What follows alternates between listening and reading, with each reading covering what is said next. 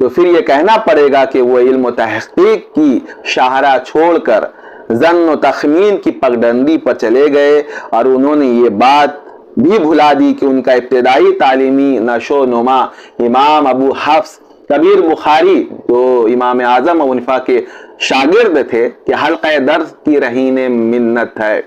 اور شاید اہل نیشاپور و بخارا سے جو ان کو روحانی و جسمانی تکالیف پہنچی اور ابتلا پیش آئی، ان کا معنوی سبب یہی تھا کہ انہوں نے اپنے علمی محسنین اور شیوخ کی شان میں احتیاط سے کام نہ لیا،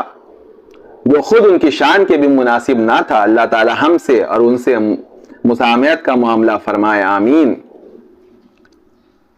امام بخاری کے یہاں کسی جز کو قبول کرنے کے واسطے انقطاع سند، عدم ضبط، تہمت کذب، جہالت عین، جہالت وصف اور بدعت وغیرہ سے راویوں کا بے داغ ہونا بہت ضروری و لازمی ہے۔ یہی وجہ ہے کہ جن روات بخاری پر ان باتوں میں سے کوئی الزام آیا ہے تو حافظ ابن حجر نے خاص طور سے اس کی مدافعت کی ہے۔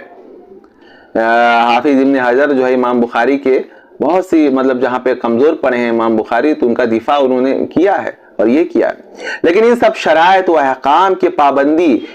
امام اعظم ابو حنیفہ کے بارے میں بالکلیہ ختم ہو جاتی ہے۔ ایسا کیوں ہے؟ بلا تحقیق بات لکھ دی گئی امام ابو حنیفہ کے تعلق سے،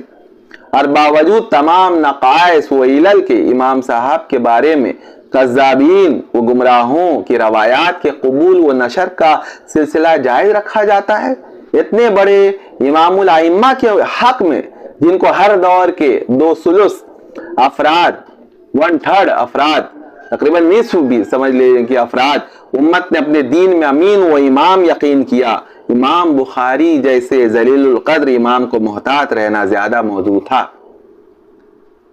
بات جو ہے یہیں تک آج رکھی جائے کہ اللہ تعالیٰ